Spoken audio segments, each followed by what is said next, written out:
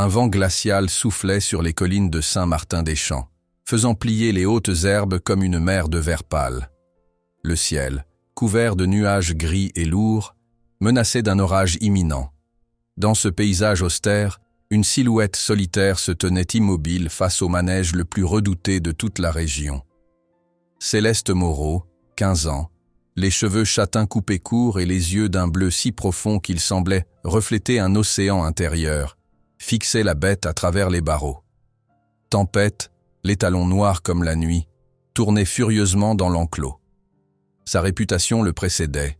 3 dresseurs blessés, un propriétaire dépassé et une sentence de mort qui n'attendait que la signature finale du vétérinaire. « Tu ne devrais pas être ici », lança une voix grave derrière elle. Céleste ne sursauta pas. Elle avait senti la présence de Marcel Fournier bien avant qu'il ne parle. Le vieil homme, propriétaire du haras, s'approcha en boitant légèrement, son visage buriné par des années de travail en extérieur portant une expression de lassitude profonde. « Je dois l'abattre demain », poursuivit-il en observant les talons. « C'est trop dangereux. Il a failli tuer Thomas la semaine dernière. » Céleste le regarda sans parler. Elle ne parlait jamais. Pas depuis l'accident, 7 ans plus tôt, qui avait emporté ses parents et sa voix dans les eaux tumultueuses de la rivière en crue. Sa tante Catherine, qui l'avait recueillie, avait tout essayé. Médecin, psychologue, spécialiste. Mais rien n'y faisait. Le mutisme de Céleste était comme une forteresse imprenable. Marcel soupira face à ce silence auquel il s'était habitué depuis que la jeune fille venait rôder autour des écuries. « Tu comprends ce que je te dis, petite ? Cette bête est folle. Personne ne peut l'approcher. » Les yeux de Céleste se plissèrent légèrement. Elle sortit de sa poche un petit carnet usé et un crayon, griffonna quelques mots et le tendit au vieil homme. « Laissez-moi essayer », lut Marcel à haute voix. Il secoua la tête. « Non, c'est hors de question. Tu n'as que 15 ans, et ce cheval a blessé des hommes avec 30 ans d'expérience. » Céleste reprit son carnet, écrivit de nouveau et le lui montra. « Je le comprends », déchiffra Marcel avec difficulté. « Tu le comprends ? Personne ne comprend cette bête, Céleste. C'est un démon, pas un cheval. » La jeune fille pointa son doigt vers elle-même, puis vers le cheval, avec une insistance qui fit hésiter le vieil homme. « Ta tante me tuerait si je te laissais faire, » marmonna-t-il. « Et puis, qu'est-ce qui te fait croire que tu peux réussir là où les meilleurs ont échoué ?»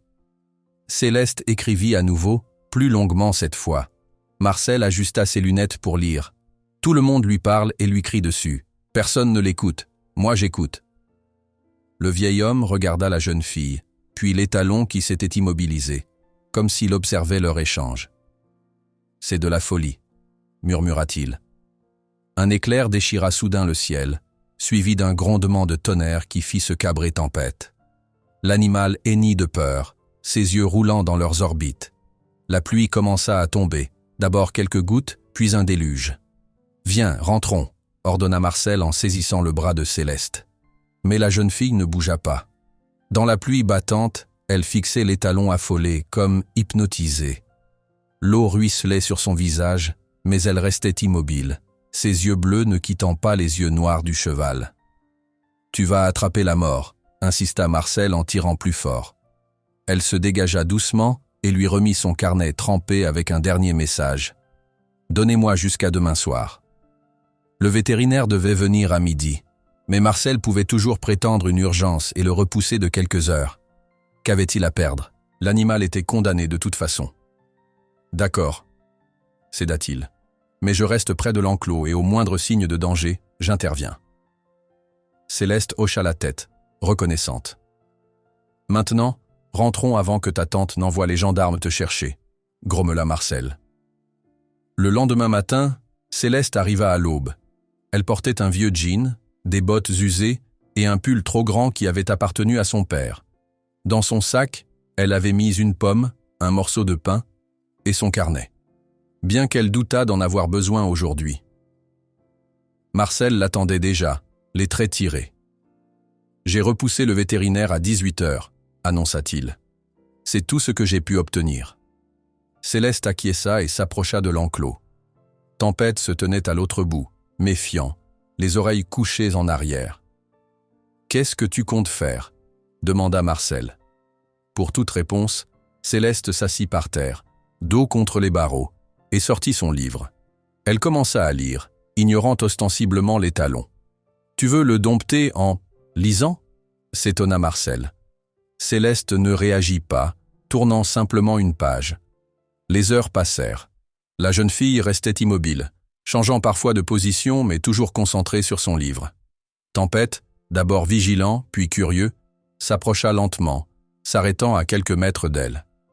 À midi, Marcel revint avec des sandwichs. « Tu n'as pas bougé d'un pouce » constata-t-il. Et lui non plus.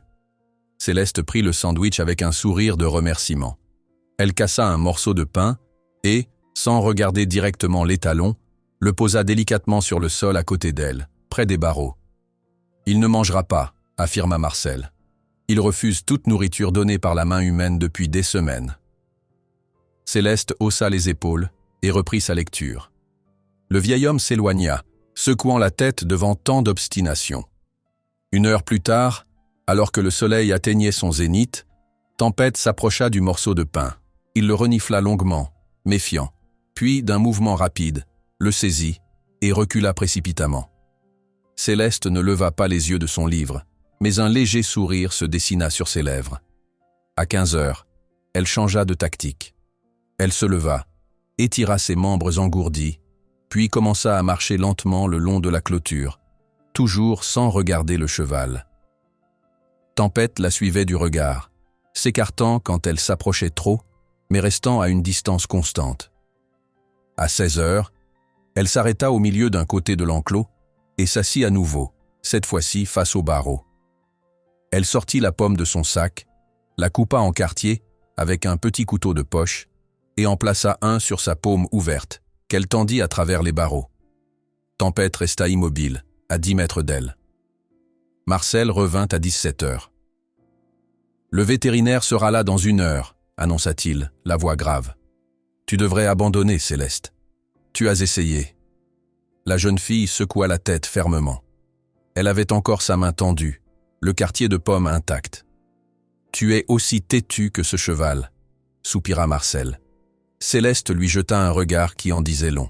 « D'accord, d'accord, » céda-t-il. « Je vais essayer de retarder encore un peu le vétérinaire. » Quand il revint 30 minutes plus tard, il s'arrêta net, stupéfait par la scène qui s'offrait à lui. Tempête était à moins d'1 mètre de Céleste, son museau frémissant à quelques centimètres de la main de la jeune fille. Ils semblaient figés dans une danse silencieuse, ni l'un ni l'autre ne voulant rompre l'équilibre précaire de ce moment. « Ne bouge pas », murmura Marcel, immobile. Comme si elle avait entendu un signal que personne d'autre ne percevait, Céleste retira lentement sa main, posa le quartier de pomme sur le sol, juste de l'autre côté des barreaux, puis recula d'1 pas. Tempête avança prudemment. Son souffle chaud agita légèrement le morceau de pomme. Puis, avec une délicatesse surprenante pour un animal de son gabarit, il le prit et le mangea. Céleste sourit, un vrai sourire qui illumina son visage comme un rayon de soleil après la tempête.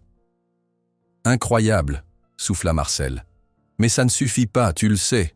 Le faire manger ne prouve pas qu'il est dressable. » Céleste acquiesça. Elle le savait bien. Elle avait gagné une bataille, pas la guerre. Le vétérinaire arriva à 18 heures précises. C'était un homme d'une 50aine d'années, au visage sévère et aux gestes méthodiques. Il portait une mallette noire qui contenait, Céleste le savait, les outils qui mettraient fin à la vie de Tempête. « Monsieur Fournier », salua-t-il froidement. « Je vois que l'animal est toujours en vie. »« Docteur Leroy », répondit Marcel. « Oui, il y a eu un développement intéressant. » Le vétérinaire suivit son regard vers Céleste qui se tenait toujours près de l'enclos.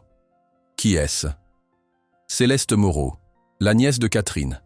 Elle semble avoir établi un contact avec Tempête. « Un contact » répéta le roi, sceptique. « Ce cheval est dangereux, monsieur Fournier. Les autorités ont été claires après le dernier accident. »« Je sais, » soupira Marcel. « Mais regardez par vous-même. » Céleste se tourna vers eux, ses yeux implorants. Elle tenait dans sa main un autre quartier de pomme. « Jeune fille, » commença le vétérinaire, « ce n'est pas un jeu.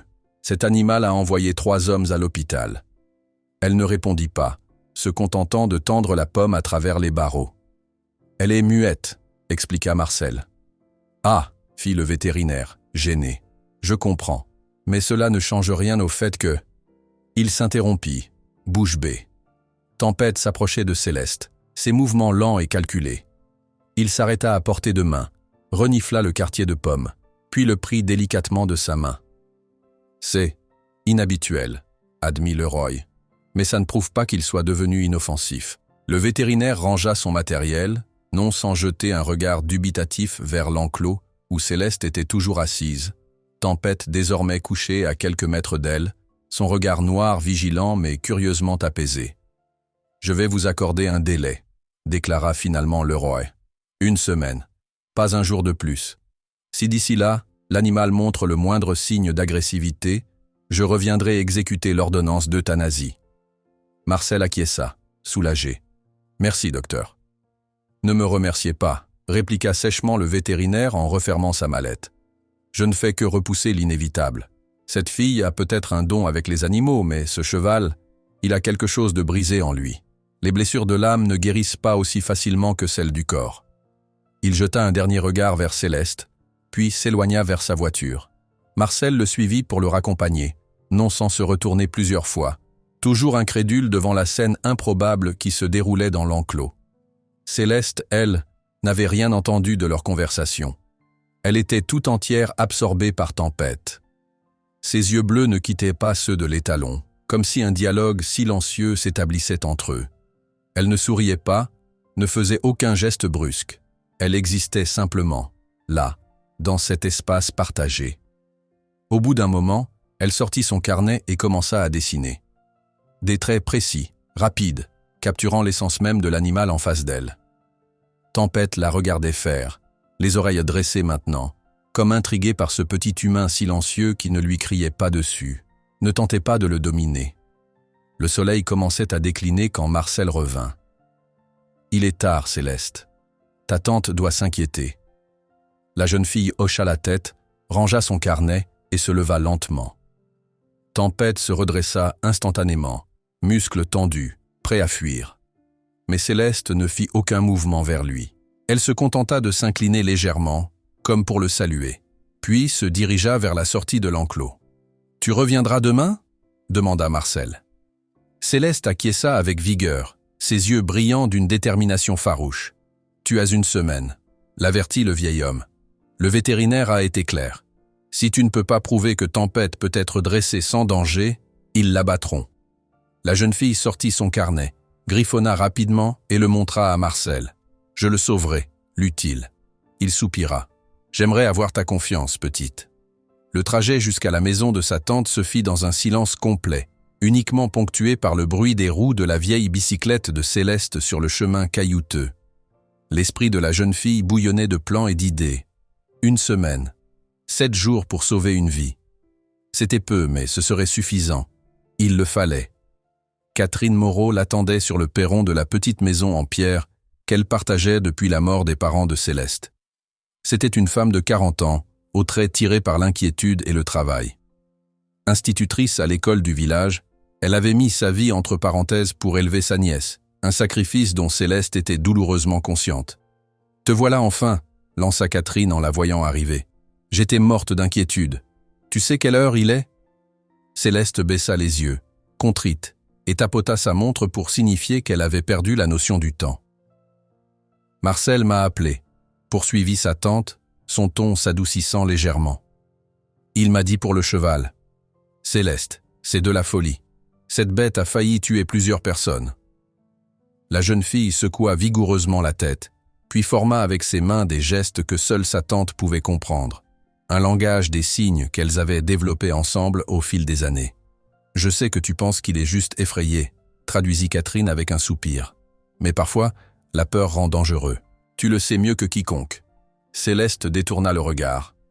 Oui, elle le savait. La peur avait été sa compagne constante depuis l'accident. La peur de l'eau, la peur des voitures, la peur des mots qui ne voulaient plus sortir de sa gorge comme si un barrage invisible les retenait. Mais elle avait appris à vivre avec cette peur, à l'apprivoiser jour après jour. Tempête pouvait faire de même.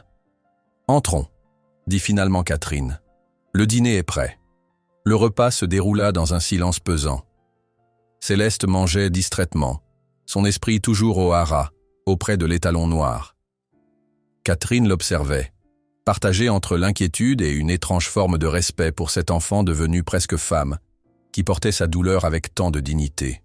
« Tu vas y retourner demain, n'est-ce pas ?» demanda-t-elle finalement. Céleste acquiesça, le regard déterminé. « Alors promets-moi d'être prudente. Je ne supporterai pas de te perdre aussi. » La voix de Catherine se brisa sur ces derniers mots. Céleste tendit la main par-dessus la table et serra celle de sa tante, un geste simple mais chargé de toute l'affection qu'elle ne pouvait exprimer par des mots. Cette nuit-là, Céleste eut du mal à trouver le sommeil. Allongée dans son lit, elle fixait le plafond, où la lumière de la lune projetait des ombres mouvantes. Elle pensait à Tempête, à sa peur, à sa colère. Elle pensait à ses parents, aux eaux tumultueuses qui les avaient emportés. Elle pensait aux mots coincés dans sa gorge, comme des oiseaux en cage qui se cognaient contre les barreaux sans pouvoir s'échapper. Au petit matin, elle était déjà debout, préparant son sac. Cette fois, elle y mit plus de provisions, des pommes, des carottes, un morceau de sucre pris dans le placard de la cuisine. Elle hésita, puis ajouta une brosse à crinière qu'elle avait trouvée dans un vieux carton au grenier, vestige d'une époque où son père lui avait promis de lui apprendre à monter. Catherine la rejoignit alors qu'elle s'apprêtait à partir. « Attends », dit-elle en lui tendant un paquet enveloppé dans du papier kraft. « C'était à ton père. Je pense qu'il aurait voulu que tu l'aies. » Céleste défit le paquet avec précaution. À l'intérieur se trouvait un licol en cuir souple, usé mais bien entretenu, avec des initiales gravées sur une petite plaque d'argent. J.M. Jean Moreau. Les larmes aux yeux, elle leva le regard vers sa tante, une question muette sur son visage. « Ton père était un excellent cavalier avant de rencontrer ta mère et de s'installer ici, » expliqua Catherine. Ce licol appartenait à son premier cheval, Étoile. Il disait toujours que c'était son porte-bonheur. Céleste serra le licol contre sa poitrine, émue par ce lien inattendu avec son père, cette passion commune qu'elle découvrait si tardivement. « Sois prudente », répéta Catherine en l'embrassant sur le front. Le trajet jusqu'au haras parut plus court ce matin-là, comme si l'impatience de Céleste avait le pouvoir d'accélérer le temps. Quand elle arriva, Marcel était déjà en train de nourrir les autres chevaux. Il la salua d'un signe de tête. « Il a été calme cette nuit », l'informa-t-il en désignant l'enclos de Tempête. « Pas de hennissement, pas de coups contre les barrières. C'est une première. » Céleste sourit, satisfaite. C'était un début. « Que comptes-tu faire aujourd'hui » demanda Marcel, curieux. Pour toute réponse, la jeune fille sortit le licol de son sac et le lui montra. « Tu veux déjà le mettre au licol » s'étonna le vieil homme. « N'est-ce pas un peu tôt ?» Céleste secoua la tête. Elle ne comptait pas utiliser le licol tout de suite. C'était plus un symbole, un lien entre elle, son père et ce cheval qu'elle était déterminée à sauver. Elle se dirigea vers l'enclos où Tempête l'attendait, debout près de la barrière, comme s'il avait senti son approche. Ses oreilles se dressèrent à sa vue, et Céleste aurait juré voir une lueur de reconnaissance dans son regard sombre. « Bonjour, Tempête », murmura-t-elle dans sa tête, sachant que les mots ne franchiraient jamais ses lèvres.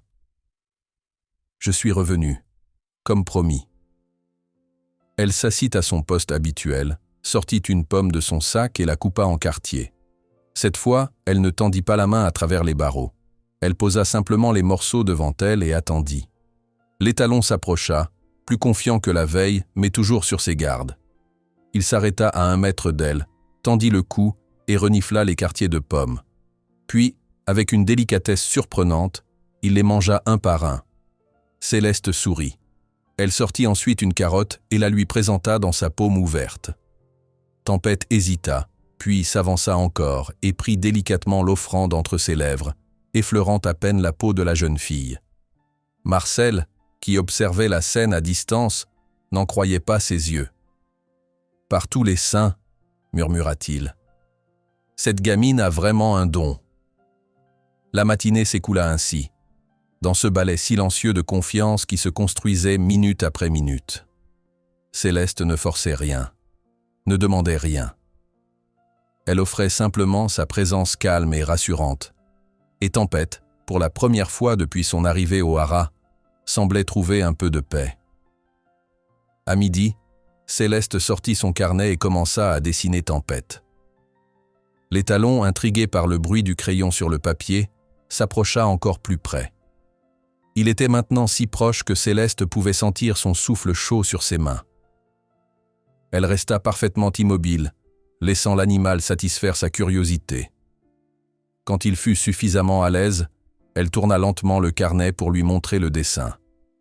Tempête fixa l'image, ses oreilles bougeant d'avant en arrière comme s'il essayait de comprendre. Céleste sourit. Elle avait capturé sa puissance, la courbe élégante de son encolure, la fierté dans son port de tête, mais aussi cette lueur de vulnérabilité dans son regard que peu de gens avaient remarqué. Marcel, qui était parti s'occuper des autres chevaux, revint avec un sandwich et une bouteille d'eau pour Céleste. Il s'arrêta net en voyant l'étalon presque nez à nez avec la jeune fille. « Ne bouge pas », chuchota-t-il, alarmé. Céleste leva une main pour le rassurer. Tout allait bien. Tempête ne présentait aucun signe d'agressivité. Au contraire, il semblait fasciné par cette humaine qui communiquait différemment des autres. Marcel déposa le repas à quelques pas et recula lentement. « Je te laisse faire », concéda-t-il. « Mais je reste à portée de voix. Si tu as besoin d'aide, tape 3 fois sur la barrière. » Céleste hocha la tête, reconnaissante. Elle savait que le vieil homme prenait un risque en lui faisant confiance. Si quelque chose arrivait, ce serait sa responsabilité. Une fois Marcel parti, elle sortit le licol de son sac et le posa simplement sur ses genoux. Tempête le remarqua immédiatement. Ses naseaux frémirent et il recula d'un pas, méfiant. Céleste ne fit aucun geste pour le retenir. Elle se contenta de caresser doucement le cuir usé, traçant du bout des doigts les initiales gravées. Puis, avec des mouvements lents et délibérés, elle le porta à son visage, respirant l'odeur du cuir qui évoquait peut-être encore celle de son père. Tempête l'observait, indécis. Ce bout de cuir représentait tout ce qu'il craignait, la contrainte, la douleur, la soumission forcée. Pourtant, dans les mains de cette jeune humaine silencieuse, il semblait différent, presque sacré. Céleste rangea le licol dans son sac et reprit son dessin comme si de rien n'était. Elle ne voulait pas précipiter les choses. La confiance, elle le savait, était comme un jeune arbre. Il fallait du temps, de la patience et beaucoup de soins pour la voir grandir. L'après-midi s'écoula tranquillement. Tempête s'éloignait parfois pour faire le tour de son enclos, mais revenait toujours vers Céleste, comme attiré par un aimant invisible. À un moment, il se coucha même à quelques mètres d'elle, position de vulnérabilité qu'il n'avait jamais prise en présence d'humains depuis son arrivée au haras. Vers 16 heures, un bruit de moteur rompit la quiétude de ce moment. Une voiture s'engageait dans l'allée menant au haras. Tempête se releva d'un bond, tous les muscles tendus, prêts à fuir. Céleste se redressa aussi, inquiète. Des visiteurs pourraient tout gâcher. L'étalon était encore trop fragile, trop méfiant. La voiture s'arrêta et un homme en descendit. Grand, élancé, vêtu d'un costume qui détonnait dans ce cadre rural. Il avait une démarche assurée, celle de quelqu'un habitué à donner des ordres et à être obéi. Marcel sortit à sa rencontre, visiblement peu ravi de cette visite. Une conversation animée s'engagea, trop loin pour que Céleste puisse entendre, mais le langage corporel des deux hommes indiquait clairement un désaccord. Finalement, ils se dirigèrent vers l'enclos. Tempête, sentant l'approche d'un étranger, s'agita de plus en plus, hennissant et frappant le sol de ses sabots. « Céleste » appela Marcel. « Je te présente Monsieur Laurent Mercier. Il est le propriétaire de Tempête. » La jeune fille dévisagea l'homme avec surprise. Personne ne lui avait dit que l'étalon appartenait à quelqu'un d'autre que le haras. « Bonjour, jeune fille », dit Mercier d'une voix mielleuse qui contrastait avec la dureté de son regard. « Marcel m'a informé de vos progrès avec mon cheval. » Céleste ne fit aucun geste pour le saluer, trop occupé à essayer de calmer Tempête par sa seule présence.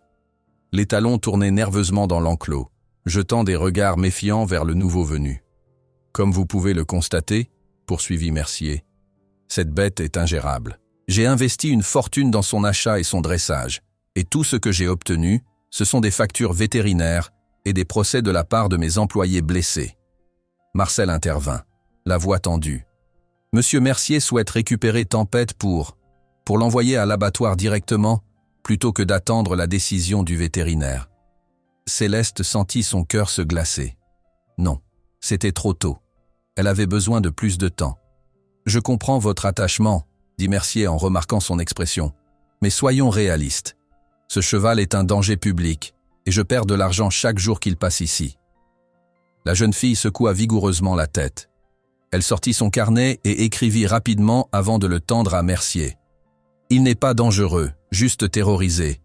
Donnez-moi une semaine, » lut l'homme à haute voix. Il eut un rire sec. « Une semaine ?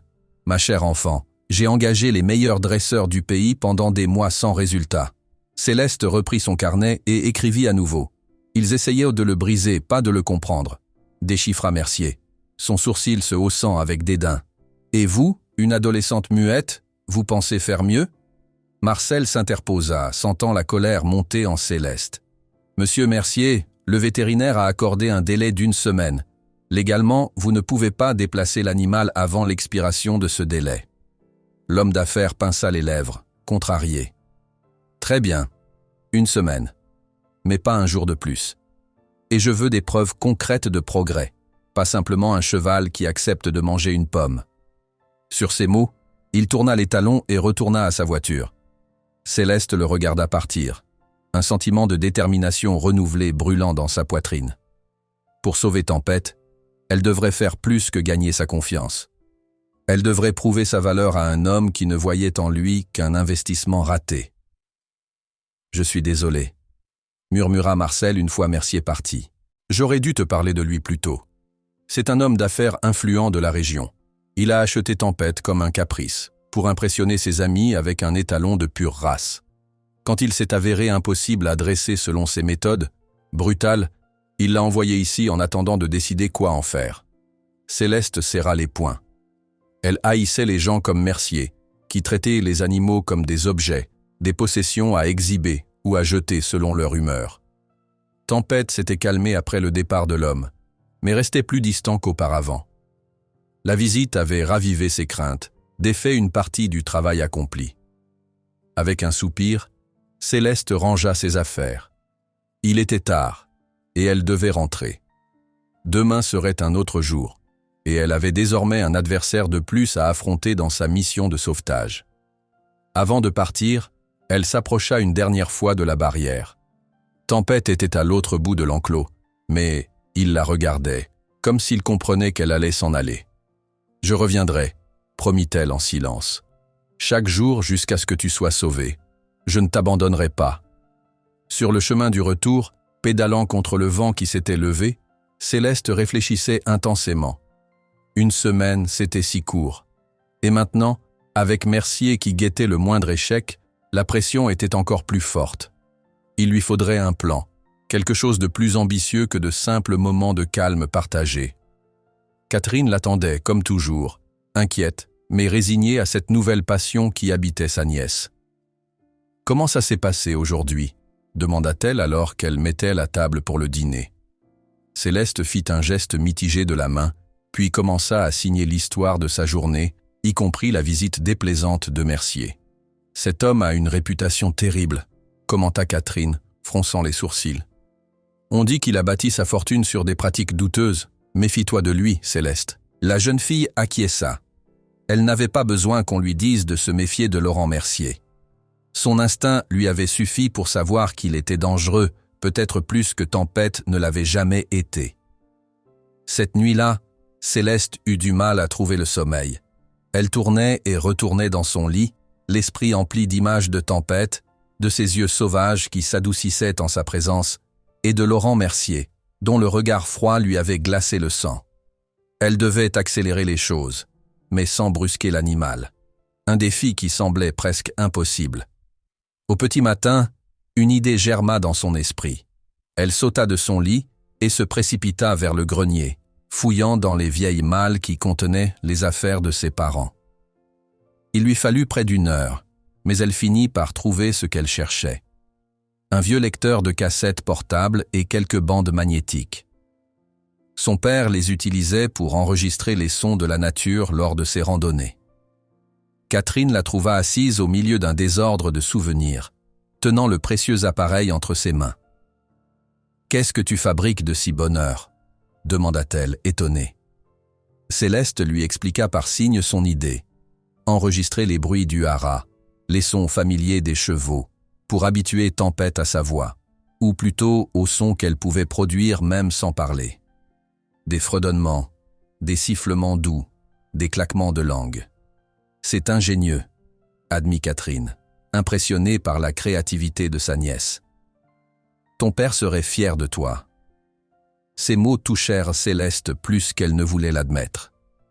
Depuis qu'elle avait découvert le passé équestre de son père, elle se sentait plus proche de lui, comme si un fil invisible les reliait à travers le temps et la tragédie. Elle prépara son sac avec soin, y ajoutant le magnétophone, des piles neuves et les provisions habituelles pour Tempête. Au dernier moment, elle hésita, puis glissa également le licol dans son sac. Pas pour l'utiliser aujourd'hui, mais pour que l'étalon s'habitue à sa présence, à son odeur. Le ciel était d'un bleu limpide quand elle arriva au haras, contrastant avec la tempête intérieure qui l'agitait. 6 jours. Il ne lui restait que 6 jours pour sauver une vie. Marcel l'accueillit avec un sourire fatigué. « Il t'a attendu », dit-il en désignant l'enclos. « Il n'a pas touché à sa ration ce matin. Je crois qu'il voulait que ce soit toi qui la lui donne. » Céleste sentit une vague de chaleur l'envahir. Ce lien qui se formait entre elle et Tempête était réel, tangible. L'étalon se tenait près de la barrière, les oreilles dressées, comme s'il guettait son arrivée. Quand il la vit, il hennit doucement, un son presque interrogatif qui fit sourire la jeune fille. Elle s'installa à sa place habituelle, sortit une pomme et la coupa en quartiers. Cette fois, elle les posa directement dans sa paume et tendit la main à travers les barreaux. Tempête s'approcha sans hésitation et prit les morceaux un à un, ses lèvres veloutées effleurant sa peau dans une caresse délicate.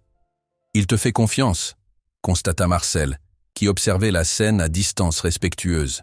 « C'est extraordinaire. » Céleste hocha la tête. La confiance était établie, mais ce n'était que la première étape. Elle devait maintenant franchir la barrière, littéralement et figurativement, qui les séparait. Elle sortit le magnétophone de son sac et l'installa sur une pierre plate. Puis, après avoir vérifié que tout fonctionnait, elle commença à enregistrer. D'abord, elle fit simplement claquer sa langue contre son palais, produisant un son que beaucoup d'entraîneurs utilisaient pour féliciter leurs chevaux. Puis elle souffla doucement entre ses lèvres, imitant le bruit du vent dans les arbres. Enfin, elle se mit à fredonner. Pas vraiment une mélodie, mais une série de notes basses et apaisantes. Tempête écoutait, fascinée. Ses oreilles bougeaient en tous sens, captant ces nouveaux sons, les associant à cette humaine qui, jusqu'à présent, avait été totalement silencieuse. Marcel, qui s'était éloigné pour nourrir les autres chevaux, revint 1 heure plus tard et resta stupéfait. Céleste était assise en tailleur, fredonnant doucement, et Tempête avait posé sa tête au-dessus de la barrière, juste au-dessus d'elle, comme bercée par cette mélodie improvisée. « Tu as trouvé sa fréquence », murmura-t-il, impressionné. « Chaque cheval a la sienne, tu sais. Un son, une voix qui les apaise plus que tout autre. » Céleste sourit. Elle le savait instinctivement. Comme elle savait que le moment était venu de franchir la prochaine étape. Elle se leva lentement, sans cesser de fredonner. Tempête redressa la tête, soudain alerte. La jeune fille lui montra ses mains vides, puis désigna la porte de l'enclos. L'étalon suivit son regard, puis revint à elle, incertain. Marcel comprit immédiatement. « Tu veux entrer ?» s'exclama-t-il, alarmé. « C'est trop tôt, Céleste. Il pourrait paniquer, te blesser sans même le vouloir. » La jeune fille lui lança un regard déterminé. Il était temps. Elle le sentait au plus profond d'elle-même. C'est de la folie, marmonna le vieil homme. Puis, après un long soupir, « Attends au moins que j'aille chercher une longe, au cas où. » Céleste secoua la tête. Pas de longe. Pas d'entrave. Juste elle et Tempête, dans un espace partagé, sans barrière entre eux. Marcel hésita, puis céda à contre-cœur. « Je reste juste à côté, » avertit-il. « Au moindre signe de danger, je te fais sortir, que tu le veuilles ou non. » La jeune fille acquiesça, comprenant son inquiétude. Puis, prenant une profonde inspiration, elle ouvrit la porte de l'enclos et fit un pas à l'intérieur. Tempête se figea, tous muscles tendus, prêts à fuir ou à charger. Céleste resta immobile, continuant à fredonner doucement. Elle ne le regardait pas directement, fixant un point au sol près de ses sabots, lui donnant l'espace dont il avait besoin pour décider. Les secondes s'étirèrent, interminables. Marcel retenait son souffle, une main crispée sur la barrière, prêt à intervenir. Puis, lentement, l'étalon baissa la tête, reniflant l'air dans sa direction. Il fit un pas vers elle, puis un autre. Céleste ne bougeait toujours pas, mais son cœur battait si fort qu'elle était sûre que tout le monde pouvait l'entendre. Finalement, Tempête s'arrêta à 1 mètre d'elle, assez proche pour qu'elle puisse sentir la chaleur qui émanait de son corps puissant, assez loin pour qu'il puisse s'échapper si nécessaire. Un équilibre parfait entre la confiance et la prudence. Céleste leva lentement une main, paume vers le haut, offrant mais ne prenant pas. L'étalon tendit son museau, effleura ses doigts, puis recula légèrement. Elle attendit, patiente. Il revint, plus confiant cette fois, et laissa sa main reposer sur son nez velouté. « Incroyable !» souffla Marcel, les yeux écarquillés. « En 20 ans de métier, je n'ai jamais vu un cheval faire autant confiance aussi rapidement. » Mais Céleste savait que ce n'était pas rapide. Pour Tempête, chaque seconde en présence d'un humain était une éternité de peur et de méfiance. Ce moment de contact, si simple soit-il, représentait un acte de courage immense de sa part. Doucement, toujours en fredonnant, elle commença à le caresser. D'abord juste le bout du nez, puis remontant vers son front, entre ses yeux. Tempête ferma les paupières à demi, visiblement apaisée par ce toucher délicat. Enhardie par cette réaction, Céleste fit un petit pas sur le côté pour atteindre son encolure. L'étalon tressaillit mais ne s'enfuit pas. Elle posa sa main sur son cou puissant, sentant sous ses doigts les muscles tendus qui peu à peu se relâchaient. Ils restèrent ainsi un long moment, dans cette communion silencieuse que seuls pouvaient comprendre ceux qui avaient déjà ressenti cette connexion unique entre un humain et un cheval. Puis, avec une audace qui la surprit elle-même, Céleste sortit le licol de son sac qu'elle avait emporté dans l'enclos. Elle ne fit aucun geste pour le mettre à Tempête, se contentant de le tenir contre elle, lui permettant de le renifler, de s'y habituer. L'étalon se tendit à nouveau en voyant l'objet. Ses narines frémirent, et il recula d'un pas. Céleste ne le suivit pas. Elle resta simplement là, tenant le licol sans menace, continuant à fredonner sa mélodie apaisante. Peu à peu, la curiosité de Tempête prit le dessus sur sa méfiance. Il s'approcha à nouveau, renifla le cuir usé, puis leva les yeux vers elle comme pour demander « Qu'est-ce que tu comptes faire avec ça ?» Céleste lui sourit, un sourire qui disait « Rien que tu ne veuilles pas, tout en ton temps. » Elle rangea le licol et sortit à la place une brosse de son sac. Avec des mouvements lents et précis, elle commença à brosser l'encolure de Tempête, démêlant sa crinière emmêlée. L'étalon frémit au premier contact, puis se détendit, apparemment satisfait de cette sensation nouvelle. Marcel les observait, stupéfait par la transformation qu'il voyait s'opérer sous ses yeux. Le cheval fou, l'animal indomptable que tous craignaient, se tenait là, docile et presque serein, sous les mains d'une adolescente qui ne prononçait pas un mot. « Si seulement Mercier pouvait voir ça », murmura-t-il. Comme si le nom avait invoqué l'homme, le bruit d'une voiture se fit entendre au loin. Céleste et Tempête se figèrent simultanément. L'étalon perçut immédiatement son anxiété et commença à s'agiter, les oreilles couchées en arrière. « C'est lui », confirma Marcel, l'inquiétude creusant des sillons sur son front. Il a dit qu'il reviendrait vérifier les progrès. Céleste sentit la panique monter en elle. C'était trop tôt. La présence de Mercier allait tout gâcher, défaire tout ce qu'elle avait construit avec tant de patience. Elle devait faire un choix, et vite.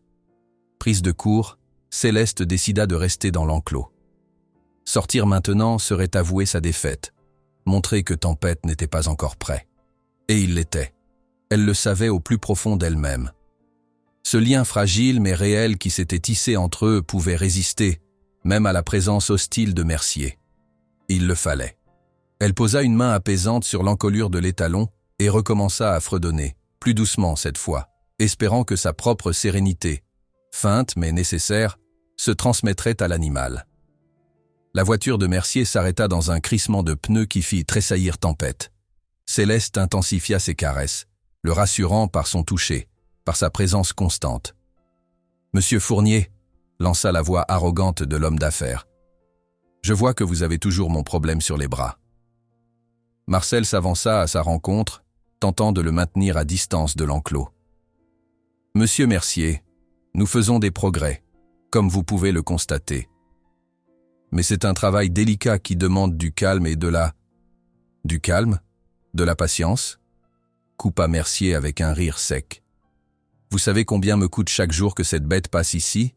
J'aurais dû l'envoyer directement à l'abattoir plutôt que de perdre mon temps et mon argent. » Il contourna Marcel et s'approcha de l'enclos.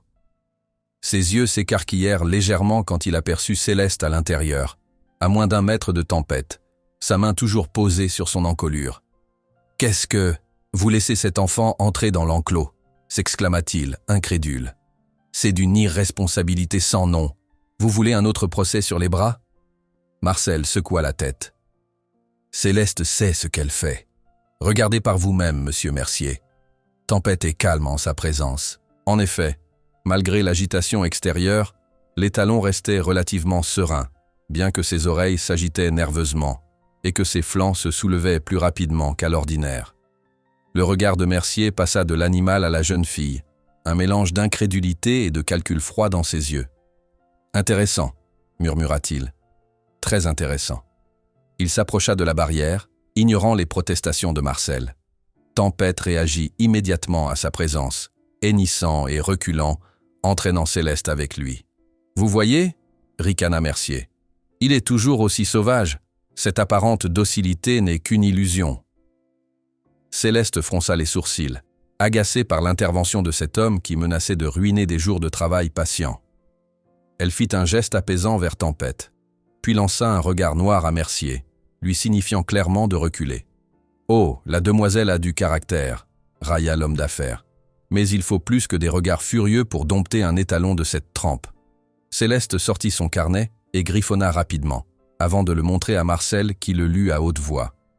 Il n'a pas besoin d'être dompté, il a besoin d'être compris. Mercier eut un rire condescendant. De la philosophie d'écurie maintenant ? Je n'ai pas investi une fortune dans cet animal pour qu'il devienne le sujet d'expériences sentimentales. Tempête s'agitait de plus en plus, perturbée par la tension qui montait. Céleste savait qu'elle devait faire quelque chose, et vite, avant que la situation ne dégénère. Ignorant Mercier, elle se concentra entièrement sur l'étalon. Elle reprit son fredonnement, plus fort cette fois, couvrant presque la voix désagréable de l'homme d'affaires. Puis, dans un geste qui fit hoqueter Marcel et taire Mercier, elle s'appuya légèrement contre le flanc de Tempête, posant sa tête contre son encolure puissante, dans une posture de confiance absolue. L'étalon se figea, surpris par ce contact inhabituel. Pendant un instant terrible, il sembla que tout pouvait basculer. Puis, lentement, il tourna la tête vers elle, son souffle chaud effleurant ses cheveux, et resta immobile, acceptant sa proximité, sa vulnérabilité. « Bon sang », murmura Marcel, ému malgré lui. Même Mercier semblait impressionné, bien qu'il tentât de le cacher derrière son masque d'indifférence. « Un joli tour de passe-passe », dit-il enfin. « Mais un cirque n'est pas ce que j'avais en tête quand j'ai acheté ce cheval. » Céleste se redressa, le regard brillant de défi. Elle sortit le licol de son sac et le montra ostensiblement. Si Mercier voulait une démonstration de dressage, elle lui en donnerait une. Céleste, non, avertit Marcel, inquiet. C'est trop tôt. Mais la jeune fille savait ce qu'elle faisait. Elle avait senti le changement chez Tempête, cette acceptation profonde de sa présence, de son toucher. Ce n'était pas juste de la tolérance, c'était un début de confiance véritable. Doucement, elle présenta le licol à l'étalon, le laissant le renifler à nouveau. Puis, avec des mouvements lents et précis, elle commença à l'approcher de sa tête. Tempête tressaillit, mais ne s'enfuit pas. Il resta là, tremblant légèrement, mais immobile, comme s'il comprenait l'importance de ce moment. Céleste passa la lanière de cuir par-dessus son encolure, puis autour de son museau. L'étalon frémit mais accepta le contact, ses yeux fixés sur elle avec une confiance qui lui serra le cœur. En quelques instants, le licol était en place, ajusté mais pas serré, un symbole plus qu'une contrainte réelle. Un silence stupéfait suivit. Marcel avait la bouche entr'ouverte, incapable de croire ce qu'il venait de voir. Mercier, lui, observait la scène avec un intérêt renouvelé, son esprit calculateur déjà en train d'évaluer les implications de cette réussite inattendue. « Eh bien, dit-il finalement. Il semble que notre petite muette ait des talents cachés. » Le ton condescendant fit se hérisser Céleste, mais elle ne quitta pas Tempête des yeux, continuant à le caresser, à le rassurer par sa présence. « Je maintiens ce que j'ai dit, » poursuivit Mercier. « Vous avez jusqu'à la fin de la semaine pour me prouver que ce cheval peut être plus qu'une menace. Mais je dois admettre que c'est prometteur. » Sur ces mots, il tourna les talons et retourna à sa voiture. Marcel le raccompagna, probablement pour s'assurer qu'il partait vraiment. Resté seul avec Tempête, Céleste laissa échapper un long soupir de soulagement. L'étalon semblait partager son sentiment, son corps puissant se détendant visiblement maintenant que la présence menaçante s'était éloignée. Elle caressa doucement le museau de l'animal, traçant du bout des doigts les contours de ses naseaux veloutés. Puis, avec précaution, elle retira le licol. Ce n'était pas une véritable victoire s'il se sentait piégé, contraint. La confiance devait être librement donnée, des deux côtés. Tempête secoua la tête, comme surpris de cette libération inattendue. Puis il poussa doucement Céleste de son museau, un geste presque affectueux qui la fit sourire. Marcel revint, le visage encore marqué par l'étonnement. « Je n'arrive pas à y croire », dit-il en s'approchant de la barrière. Tu as réussi là où tous les autres ont échoué. Céleste haussa modestement les épaules, mais au fond d'elle, une fierté légitime grandissait. Ce n'était qu'un début, mais quel début! Elle avait franchi une barrière que tous croyaient infranchissable. Mercier est impressionné, même s'il ne veut pas l'admettre, poursuivit Marcel. Mais il reste méfiant. Il a dit qu'il reviendrait dans 2 jours pour voir si tu peux monter Tempête. Le cœur de Céleste fit un bond dans sa poitrine. Monter Tempête? C'était allé beaucoup trop vite. L'étalon acceptait à peine le contact humain. Le licol avait déjà été une étape énorme. Lui mettre un cavalier sur le dos, c'était risquer de défaire tout ce qu'ils avaient construit. Elle secoua vigoureusement la tête, indiquant son refus catégorique. « Je sais, » soupira Marcel. J'ai essayé de lui expliquer que c'était prématuré, mais il n'a rien voulu entendre. Pour lui, un cheval qui ne peut pas être monté n'a aucune valeur. Céleste sentit la colère monter en elle. Comment cet homme pouvait-il être aussi aveugle, aussi insensible? Un cheval n'était pas une machine qu'on pouvait forcer à obéir sur commande. Elle sortit son carnet et écrivit rageusement. « Je ne monterai pas Tempête tant qu'il ne sera pas prêt. Peu importe ce que dit Mercier, » lut Marcel à haute voix. Il hocha la tête, compréhensif. « Je suis d'accord avec toi, petite, mais tu connais ce genre d'hommes. Ils veulent des résultats immédiats, visibles, impressionnants. » Céleste rangea son carnet, frustration et détermination se mêlant dans son regard. Elle caressa une dernière fois l'encolure de Tempête, puis se dirigea vers la sortie de l'enclos. L'étalon la suivit jusqu'à la barrière, comme réticent à la voir partir. « Il t'a adopté », constata Marcel avec un sourire. « C'est un miracle, vraiment. » La jeune fille haussa les épaules, modeste. Ce n'était pas un miracle, c'était de la patience, de l'empathie, et cette compréhension profonde qui naissait parfois entre 2 êtres blessés par la vie. Sur le chemin du retour, pédalant contre un vent qui s'était levé, annonciateur d'un orage lointain, Céleste réfléchissait intensément. 2 jours. C'était le délai que lui avait accordé Mercier avant sa prochaine visite. 2 jours pour faire comprendre à Tempête qu'elle ne le trahirait jamais, qu'elle ne lui demanderait jamais plus qu'il ne pouvait donner. Chez elle, Catherine l'attendait avec un repas chaud et des nouvelles surprenantes. « J'ai reçu un appel de Marcel », annonça-t-elle alors qu'elle s'installait à table. « Il m'a raconté pour le licol. Céleste, c'est incroyable ce que tu as accompli. » La jeune fille rougit légèrement, touchée par la fierté évidente dans la voix de sa tante. « Il m'a aussi parlé de Mercier, » poursuivit Catherine, son ton se durcissant. « Cet homme ne pense qu'au profit, sans aucun respect pour les animaux ni pour le temps nécessaire à un vrai dressage. » Céleste acquiesça vigoureusement. C'était exactement ce qu'elle ressentait. « J'ai fait quelques recherches sur lui », continua sa tante en servant la soupe fumante. « Laurent Mercier est un promoteur immobilier. Il a fait fortune en rachetant des terres agricoles pour les transformer en lotissements de luxe. Le haras n'est qu'un caprice pour lui, une façon de se donner une image de gentleman farmer auprès de ses associés. » Céleste fronça les sourcils. Cela expliquait beaucoup de choses. Pour un homme comme Mercier, Tempête n'était qu'un accessoire, un symbole de statut social. Son bien-être ne comptait pas. « Le problème, soupira Catherine, c'est qu'il a beaucoup d'influence dans la région. Si tu le contraries trop ouvertement, il pourrait causer des ennuis à Marcel, voire faire fermer le haras. » La jeune fille sentit son cœur se serrer. Elle ne voulait pas mettre en danger la seule personne qui l'avait soutenue dans sa mission de sauvetage. Mais elle ne pouvait pas non plus sacrifier Tempête pour apaiser un homme aussi peu scrupuleux. Pendant le dîner, elle réfléchit à diverses solutions, les rejetant une à une. Finalement, elle expliqua par signes à Catherine ce qu'elle comptait faire. Continuer à travailler avec Tempête à son rythme, sans forcer les choses, mais documenter ses progrès pour prouver sa valeur à Mercier. « C'est risqué », commenta sa tante, « mais je te fais confiance.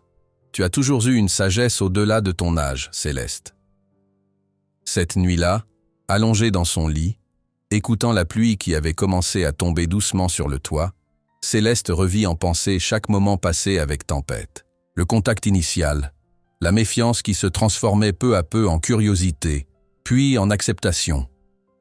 Le moment où il avait accepté le licol, un acte de confiance si significatif pour un animal qui avait probablement connu la contrainte et la douleur. Demain, elle franchirait une nouvelle étape. Pas monter Tempête, c'était encore bien trop tôt, mais peut-être le faire marcher à ses côtés, à la longe, dans l'enclos. Lui montrer qu'être guidé ne signifiait pas être dominé. Le lendemain matin, le ciel s'était dégagé, laissant place à une journée lumineuse qui semblait de bon augure. Céleste prépara son sac avec soin, y ajoutant cette fois une longe souple qu'elle avait trouvée dans les affaires de son père, ainsi que son magnétophone et plusieurs friandises pour Tempête. En arrivant au haras, elle trouva Marcel déjà au travail, réparant une barrière cassée.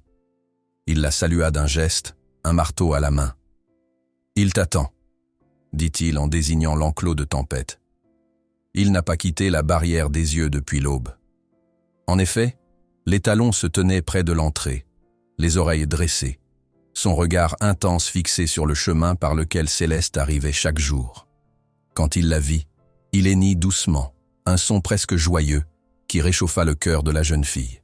« On dirait qu'il s'est attaché à toi », commenta Marcel avec un sourire. « Fais attention, ce genre de lien peut être aussi puissant pour l'humain que pour l'animal. » Céleste haussa les épaules. Elle le savait déjà. Elle s'était attachée à Tempête dès l'instant où elle avait croisé son regard sauvage et désespéré, ce premier jour où tout semblait perdu pour lui. Elle entra dans l'enclos avec assurance, sans crainte. L'étalon vint à sa rencontre, baissant la tête pour qu'elle puisse le caresser entre les yeux, à cet endroit précis qu'il semblait particulièrement apprécier. La journée commença comme les précédentes, des caresses, des friandises, des moments de calme partagés. Puis, quand elle sentit que Tempête était parfaitement détendue, Céleste sortit le licol de son sac. Cette fois, l'étalon ne montra aucune appréhension. Il baissa même légèrement la tête, comme pour faciliter la tâche. Céleste lui passa le licol avec des gestes doux mais assurés, parlant à l'animal par son toucher, par son regard, par toute son attitude. Une fois le licol en place, elle attacha la longe et se tint à côté de Tempête, sans tirer, laissant simplement la corde pendre librement entre eux.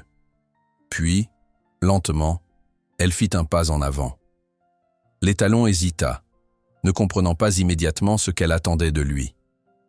Céleste fit claquer doucement sa langue, ce son qu'elle avait enregistré et qu'elle savait désormais produire avec assurance. Tempête dressa les oreilles, puis fit un pas à son tour. « C'est ça », encouragea Marcel depuis la barrière. Doucement, tout en douceur. Pas à pas, ils commencèrent à faire le tour de l'enclos.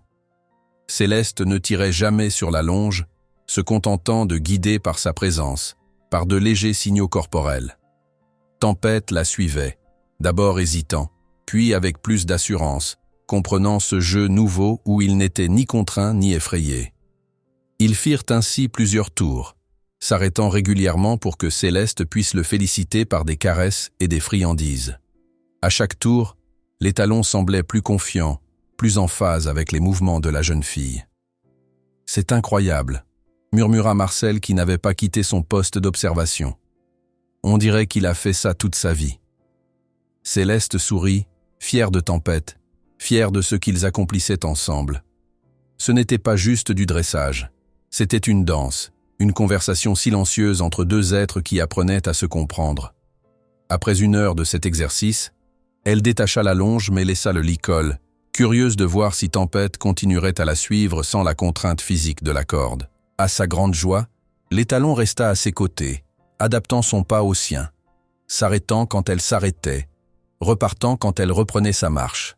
« Il te suit par choix maintenant », observa Marcel, impressionné. C'est le niveau de confiance le plus élevé qu'un cheval peut accorder à un humain. Céleste hocha la tête, comprenant la portée de ce moment. Elle s'arrêta au milieu de l'enclos et se tourna vers Tempête. L'étalon la regardait avec ses yeux qui n'avaient là plus rien du regard terrorisé de leur première rencontre. Il y avait là une intelligence, une conscience presque, qui la touchait profondément. Lentement, elle s'approcha de son flanc et posa une main sur son dos. Tempête frémit légèrement mais resta immobile. Céleste maintint sa main à cet endroit, lui laissant le temps de s'habituer à ce contact nouveau, plus significatif qu'il n'y paraissait. Car toucher le dos d'un cheval, c'était déjà préparer l'idée de le monter un jour. Non pas maintenant, non pas demain, mais quand il serait prêt, quand la confiance serait totale des deux côtés. Marcel comprit ce qu'elle faisait, et hocha la tête avec approbation. « Petit à petit », dit-il, « c'est la bonne méthode. » Céleste passa le reste de la journée à alterner ses exercices avec des moments de repos, toujours attentive aux réactions de Tempête, s'arrêtant immédiatement s'il montrait le moindre signe d'inconfort ou de stress. Le soir venu, quand il fut temps de partir, Céleste eut du mal à quitter Tempête. L'étalon semblait partager ce sentiment, la suivant jusqu'à la barrière, poussant doucement son museau contre son épaule, comme pour la retenir. « Il s'est vraiment attaché à toi », remarqua Marcel en l'aidant à ranger le matériel. « Je n'ai jamais vu ça. D'habitude, les chevaux s'attachent à celui qui les nourrit, mais lui, c'est différent. » Céleste sourit, touchée par cette observation. Elle aussi ressentait ce lien particulier, cette connexion qui allait au-delà du simple rapport dresseur-animal. Peut-être était-ce parce qu'ils étaient tous deux des âmes blessées, cherchant à se reconstruire ensemble. « Mercier revient demain », rappela Marcel, son visage s'assombrissant. Je ne sais pas ce qu'il espère voir, mais il semblait déterminé. La jeune fille hocha la tête, soucieuse. Elle aurait voulu plus de temps, des semaines ou des mois plutôt que ces quelques jours arrachés de haute lutte. Mais elle devrait faire avec. « Repose-toi bien ce soir », conseilla le vieil homme. « Demain sera une journée importante. » Sur le chemin du retour, Céleste sentit l'inquiétude monter en elle. Et si Mercier n'était pas satisfait des progrès? Et s'il exigeait qu'elle monte Tempête immédiatement, sous peine de l'envoyer à l'abattoir? Que ferait-elle? Ces questions tournaient dans sa tête alors qu'elle poussait la porte de la maison. Catherine l'accueillit avec un sourire chaleureux qui s'effaça vite, en voyant son expression préoccupée. « Qu'est-ce qui ne va pas ?» demanda-t-elle, inquiète. Céleste expliqua par signe la situation. Les progrès de Tempête, l'ultimatum de Mercier, sa crainte de devoir forcer l'étalon à accepter un cavalier trop tôt. Catherine l'écouta attentivement, puis posa une main réconfortante sur son épaule. « Tu as fait l'impossible en quelques jours, » dit-elle doucement. « Personne ne peut te demander davantage. Si Mercier ne comprend pas la valeur de ce que tu as accompli, c'est son problème, pas le tien. » Mais Céleste secoua vigoureusement la tête. Ce n'était pas si simple. Si elle échouait, ce serait Tempête qui en paierait le prix. Elle ne pouvait pas l'accepter. « Tu ne peux pas sauver tous ceux qui souffrent, » murmura Catherine, comme si elle lisait dans ses pensées. « Tu le sais, n'est-ce pas ?» La jeune fille baissa les yeux. Oui, elle le savait. Elle n'avait pas pu sauver ses parents de la rivière en crue. Elle n'avait pas pu se sauver elle-même du mutisme qui l'avait envahi ce jour-là. Mais Tempête, elle pouvait encore le sauver. Elle le devait. Cette nuit-là, Céleste dormit mal, hantée par des rêves où elle voyait Tempête emmener loin d'elle, vers un destin sombre et définitif.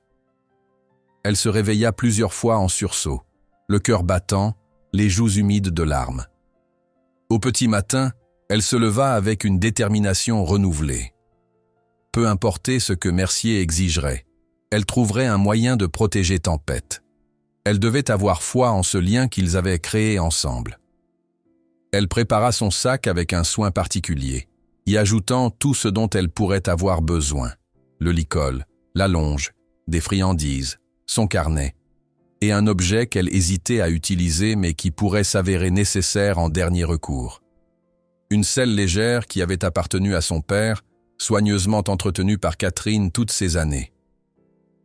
Quand elle arriva au haras, le ciel était couvert, annonciateur d'une possible averse. Marcel l'attendait à l'entrée, le visage grave. « Mercier a appelé », annonça-t-il sans préambule. « Il sera là dans 1 heure avec un acheteur potentiel. » Céleste sentit son sang se glacer. Un acheteur? Alors Mercier ne venait pas juste évaluer les progrès de Tempête, il comptait s'en débarrasser, le vendre à un inconnu qui ne comprendrait pas sa sensibilité, sa peur, son besoin de patience et de douceur.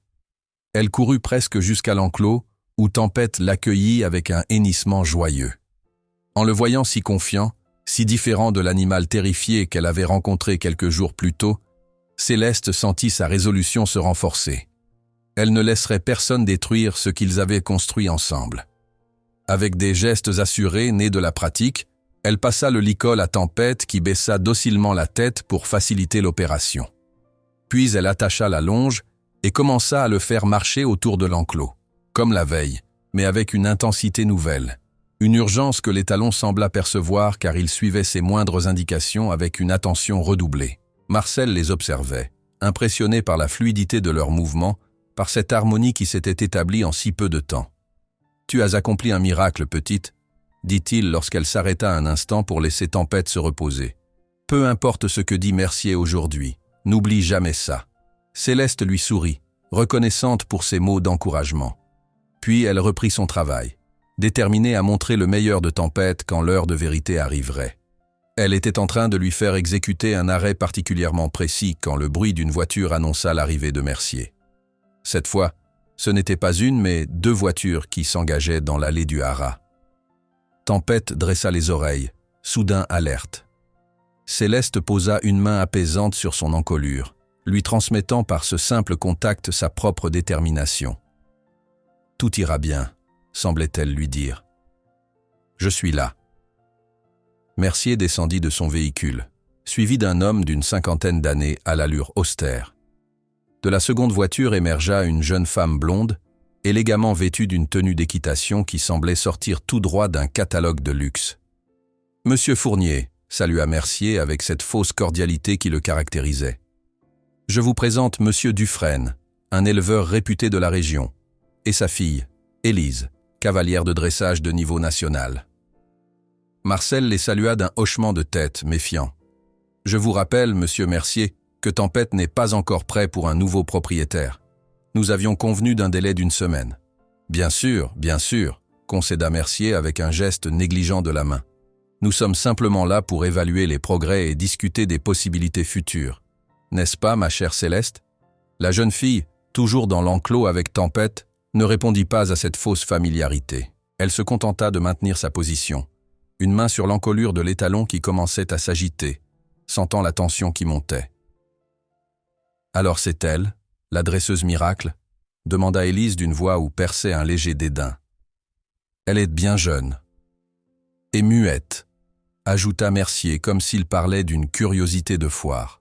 « Pourtant, elle semble avoir un don avec les chevaux difficiles. » Céleste sentit la colère monter en elle face à cette objectification, mais elle la contint, se concentrant sur Tempête qui percevait son émotion et s'agitait de plus en plus.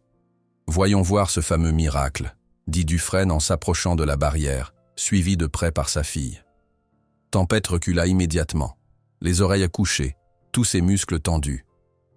Céleste le suivit sans tirer sur la longe, lui laissant l'espace dont il avait besoin pour se sentir en sécurité. « Il est toujours aussi nerveux », observa Dufresne avec une moue dubitative. « Je ne vois pas en quoi il a changé. »« Attendez », intervint Marcel. « Laissez-leur un peu d'espace. Céleste, montre-leur ce que vous avez accompli. » La jeune fille acquiesça. Elle reprit sa position à côté de Tempête, lui parlant doucement par ses caresses, par son regard. Peu à peu, l'étalon se détendit, reprenant confiance en sa présence rassurante. Alors, avec une assurance née de la pratique, elle commença à le guider à travers l'enclos, exécutant avec lui les figures qu'ils avaient répétées ces derniers jours. Arrêt, départ, changement de direction, tout cela dans une harmonie qui forçait l'admiration. « Impressionnant », admit Dufresne à contre-cœur. « Mais peut-elle le monter ? Un cheval qui ne peut pas être monté n'a aucune valeur pour nous. » Céleste s'immobilisa, le cœur battant. C'était le moment qu'elle redoutait. Elle savait que Tempête n'était pas prêt, qu'il lui faudrait encore des semaines, peut-être des mois, avant d'accepter un cavalier sur son dos. Mais elle voyait aussi dans les yeux de Mercier que c'était maintenant ou jamais. Elle lança un regard désespéré vers Marcel, qui secoua imperceptiblement la tête. Lui aussi savait que c'était trop tôt, trop risqué. Mais Mercier semblait inflexible, son regard froid posé sur elle comme un défi. « Eh bien ?» insista-t-il. Monsieur Dufresne a posé une question. « Ce cheval peut-il être monté, oui ou non ?» Céleste sortit son carnet, griffonna rapidement et le tendit à Marcel. « Pas encore », lut le vieil homme. « Il a besoin de plus de temps. Forcer les choses maintenant détruirait tout ce que nous avons construit. » Mercier eut un rire sec. « Du temps ? Vous me demandez encore plus de temps ? Ce cheval me coûte une fortune en pension et en soins vétérinaires. Si vous ne pouvez pas prouver sa valeur maintenant, je le fais abattre dès demain. »« C'est ridicule », intervint Marcel, le visage rougi par la colère. « Vous avez vu les progrès qu'ils ont faits. En quelques jours, cet enfant a réussi là où vos dresseurs professionnels ont échoué pendant des mois. »« Ce que je vois, » répliqua Mercier, « c'est un cheval qui suit une gamine au bout d'une longe. N'importe quel poney de club peut faire ça. J'ai investi dans un étalon de compétition, pas dans un animal de compagnie. » Élise s'avança, un sourire condescendant aux lèvres. « Si cette fille a peur de monter, je peux le faire. J'ai l'habitude des chevaux difficiles. » Céleste secoua vigoureusement la tête. Cette femme ne comprenait rien à Tempête, à sa fragilité, à son besoin de confiance. Le monter maintenant, surtout avec une cavalière inconnue, pourrait le faire régresser, voire pire. « Parfait », décréta Mercier avant que Marcel ne puisse protester. « Élise va monter Tempête. Si elle y parvient, Monsieur Dufresne l'achètera et tout le monde sera satisfait. Sinon, eh bien, nous connaissons tous l'alternative. L'alternative, l'abattoir, la fin de Tempête. » Céleste sentit une sueur froide couler le long de son dos. Elle regarda l'étalon qui se tenait tranquillement à ses côtés, confiant en sa présence. Il avait tellement progressé, tellement donné de lui-même pour surmonter sa peur. Et maintenant, tout cela pourrait être réduit à néant à cause de l'impatience et de la cupidité d'un homme. Marcel s'approcha d'elle, la voix basse pour que les autres n'entendent pas. « Tu n'es pas obligé d'accepter. Nous pouvons nous battre juridiquement, faire appel au vétérinaire. Mais Céleste savait que ces options prendraient du temps, un temps que Tempête n'avait pas. Mercier semblait déterminé à en finir aujourd'hui, d'une façon ou d'une autre. Elle fit signe à Marcel qu'elle avait besoin de réfléchir, puis s'éloigna avec Tempête vers le fond de l'enclos, cherchant un moment de calme pour peser ses options. L'étalon la suivit docilement, sa confiance en elle évidente dans chacun de ses mouvements. Céleste passa une main tremblante sur son encolure puissante, sentant sous ses doigts le frémissement de sa peau sensible. Comment pouvait-elle le protéger? Une idée germa dans son esprit. Folle, risquée, mais peut-être la seule chance de sauver Tempête. Si quelqu'un devait monter l'étalon aujourd'hui, ce ne serait pas cette Élise arrogante qui ne voyait en lui qu'un défi à relever. Ce serait elle, Céleste, la seule personne en qui il avait confiance. Elle revint vers le groupe, le visage pâle mais déterminé. Marcel comprit immédiatement son intention et s'avança pour l'arrêter. « Non, Céleste, » dit-il fermement. « C'est trop dangereux. Tu n'as jamais monté de ta vie, et lui n'a jamais accepté de cavalier sans essayer de le désarçonner. » Mais la jeune fille était résolue. Elle sortit son carnet et écrivit rapidement. « Si quelqu'un doit le monter, ce sera moi. » Lut Marcel à contre-cœur. « Il me fait confiance. »« Toi » s'exclama Élise avec un rire incrédule. « Tu n'as même pas l'air de savoir comment tenir des rênes. » Céleste ignora la remarque blessante. Elle se tourna vers Mercier, attendant sa décision. L'homme d'affaires semblait amusé par ce développement inattendu. « Pourquoi pas ?» dit-il après un moment de réflexion. « Ce serait divertissant, au minimum. »« C'est de la folie !» protesta Marcel. « Je ne peux pas autoriser ça. C'est une enfant sans expérience sur un cheval potentiellement dangereux. »« C'est mon cheval », rappela froidement Mercier. « Je décide qui le monte et quand. » Céleste ne suivait plus leur dispute. Elle s'était tournée vers Tempête, plongeant son regard dans le sien, essayant de lui transmettre par ce seul contact visuel tout ce qu'elle ne pouvait dire avec des mots. « Fais-moi confiance », semblait-elle lui dire.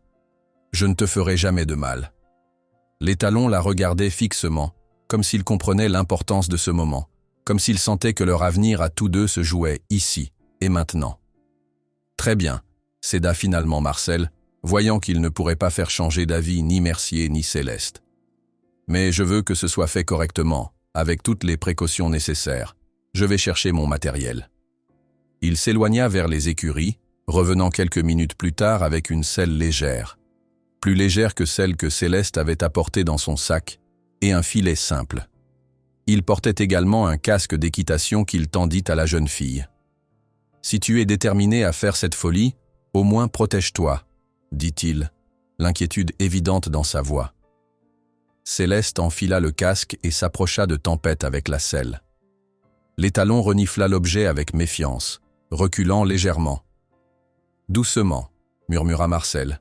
« Laisse-le s'habituer à l'odeur d'abord. » La jeune fille suivit son conseil, tenant la selle à hauteur du museau de Tempête, lui permettant de la renifler, de comprendre qu'elle ne représentait pas une menace. Puis, avec des mouvements lents et délibérés, elle la plaça sur son dos. L'étalon tressaillit, mais ne s'enfuit pas. Céleste le caressa longuement, le félicitant pour son courage, lui donnant le temps d'accepter cette sensation nouvelle. Puis elle passa la sangle sous son ventre et la serra, pas trop fort, juste assez pour que la selle soit stable. Tempête s'ébroua, manifestement inconfortable, mais toujours sans paniquer. Sa confiance en Céleste semblait plus forte que sa peur de cet équipement qui lui rappelait peut-être des expériences douloureuses. Vint ensuite le moment de lui mettre le filet. C'était l'étape la plus délicate, car beaucoup de chevaux détestent sentir le mors dans leur bouche. Mais à la surprise générale, Tempête accepta le filet sans résistance, comme s'il comprenait que c'était nécessaire pour ce qui allait suivre. « Remarquable », murmura Dufresne, visiblement impressionné malgré lui. « Je n'ai jamais vu un cheval réputé difficile accepter le harnachement aussi calmement. » Mercier se contenta d'un grognement sceptique. Voyons s'il accepte aussi bien d'être monté. Céleste prit une profonde inspiration. Le moment de vérité était arrivé. Marcel s'approcha pour lui donner un coup de main, mais elle secoua la tête. Ce moment devait être entre elle et Tempête, sans interférence extérieure. Avec une grâce née de l'instinct plus que de l'expérience, elle se plaça à côté de l'étalon, posa ses mains sur la selle et d'un mouvement souple se hissa sur son dos. Le monde sembla s'arrêter de tourner. Tempête se figea, tous muscles tendus, respirant rapidement. Céleste resta parfaitement immobile, lui laissant le temps d'assimiler cette nouvelle sensation, ce poids sur son dos qu'il avait jusqu'alors toujours rejeté violemment. Les secondes s'égrenaient, interminables. Marcel retenait son souffle. Mercier et ses invités observaient la scène avec une fascination mêlée d'appréhension. Puis, lentement, imperceptiblement presque, Tempête se détendit. Sa respiration se calma. Ses muscles se relâchèrent sous les cuisses de Céleste. Il tourna légèrement la tête, comme pour la regarder, pour s'assurer que c'était bien elle et personne d'autre sur son dos. Céleste sourit, un sourire radieux qui illumina son visage comme un rayon de soleil après l'orage. Elle avait réussi.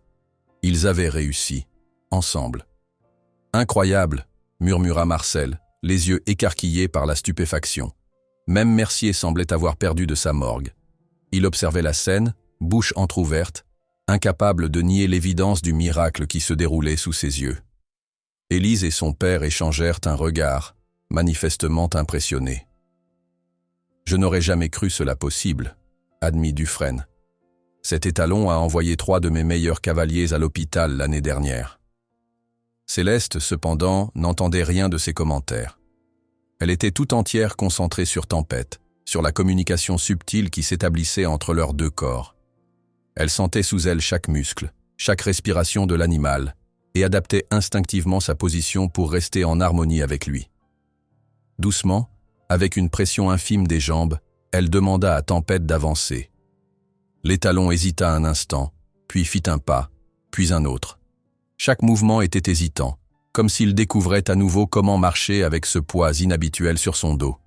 Mais il avançait, confiant en Céleste, acceptant sa guidance. Ils firent ainsi le tour de l'enclos, au pas, dans un silence presque religieux. Nul n'osait parler, de peur de briser la magie de ce moment. Même le vent semblait s'être tu, comme pour honorer cet instant de communion parfaite entre l'humain et l'animal. Lorsqu'ils revinrent à leur point de départ, Céleste se pencha légèrement en avant et caressa l'encolure de Tempête, le félicitant pour son courage, pour sa confiance.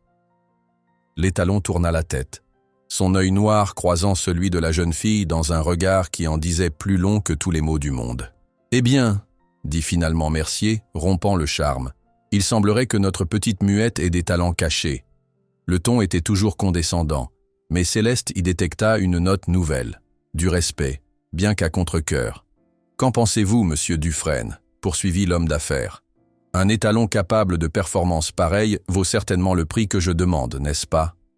Dufresne hocha lentement la tête, son regard calculateur évaluant Tempête comme une marchandise. « C'est impressionnant, je dois l'admettre. Mais je reste préoccupé.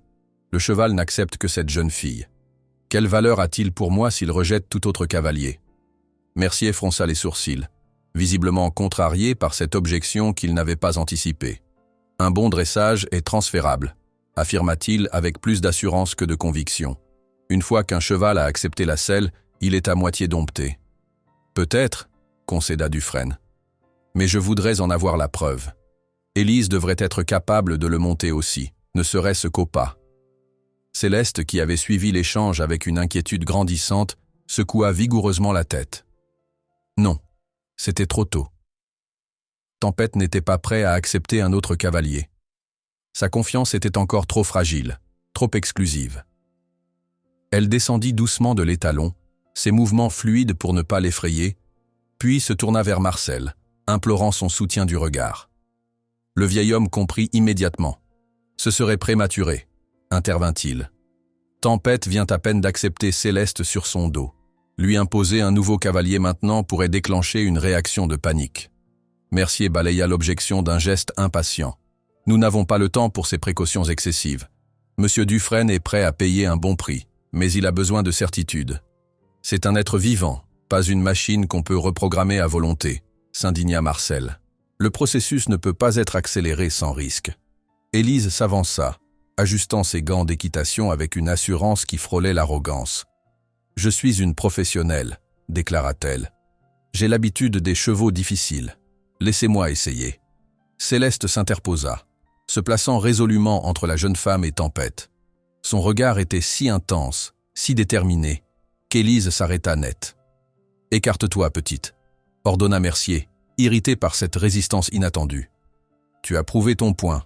Maintenant, laisse les adultes s'occuper des affaires sérieuses. » La jeune fille ne bougea pas d'un pouce.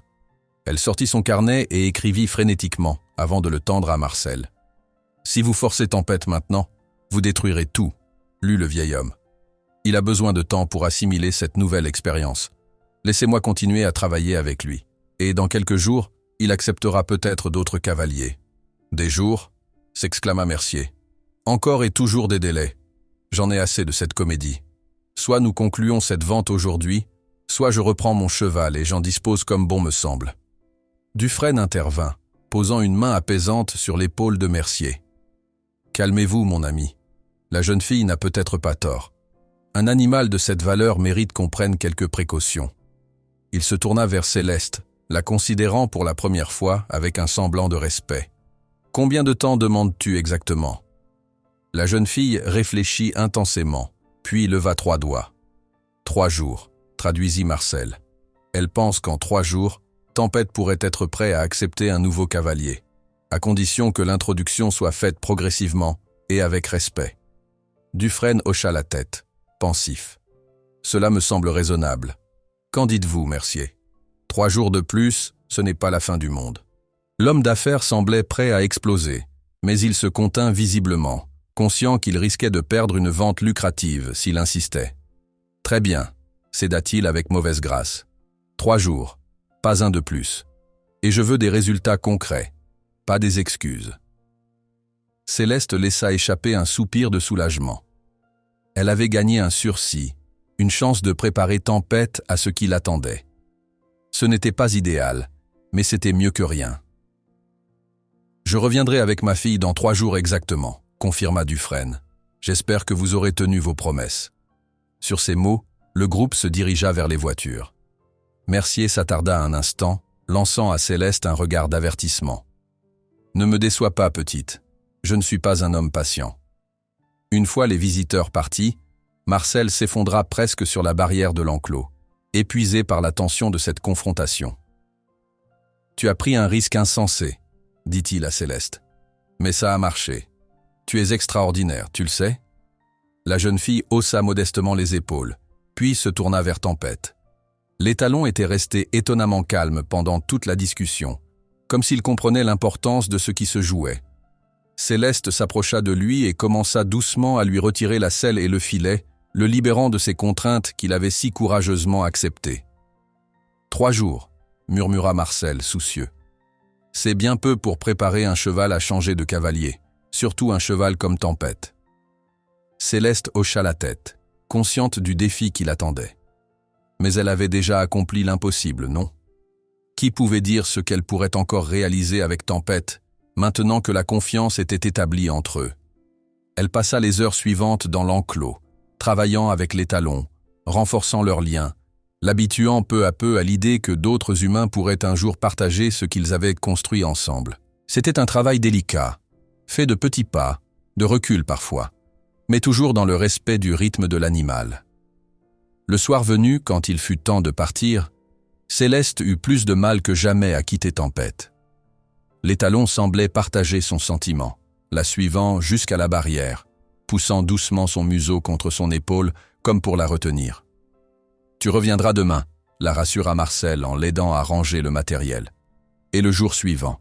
Vous avez encore du temps devant vous. » Mais ce temps semblait si court face à l'ampleur de la tâche. 3 jours pour préparer Tempête à un bouleversement majeur dans sa vie. 3 jours pour s'assurer que ce qu'ils avaient construit ne s'effondrerait pas au premier obstacle. Sur le chemin du retour, pédalant lentement sous un ciel qui s'assombrissait, Céleste réfléchissait intensément. Il devait y avoir un moyen de protéger Tempête tout en satisfaisant Mercier et les Dufresne. Une solution qui préserverait le bien-être de l'étalon sans provoquer la colère de ces hommes qui tenaient son destin entre leurs mains. Arrivée chez elle, elle trouva Catherine qui l'attendait sur le perron, le visage tendu d'inquiétude. « Marcel m'a appelé. expliqua-t-elle. Il m'a tout raconté. Oh, Céleste, monter ce cheval sans préparation. Tu aurais pu te tuer. La jeune fille baissa les yeux, contrite, mais pas vraiment repentante. Elle avait fait ce qu'elle devait faire pour sauver Tempête, et elle le referait sans hésitation si nécessaire.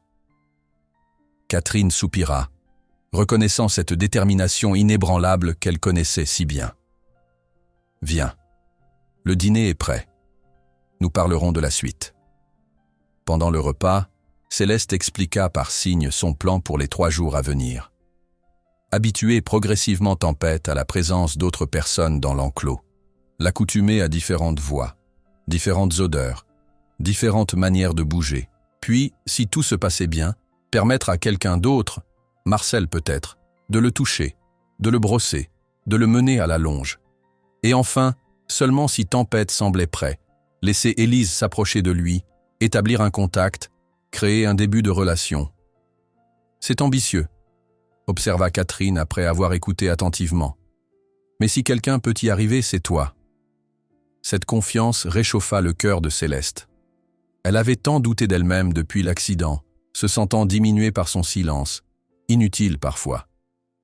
Mais avec Tempête, elle avait trouvé une nouvelle façon de communiquer, de se connecter au monde. Cette nuit-là, elle dormit d'un sommeil profond, sans les cauchemars qui la hantaient habituellement. Dans ses rêves, elle galopait sur Tempête à travers des champs immenses, le vent dans ses cheveux, libre comme jamais elle ne l'avait été.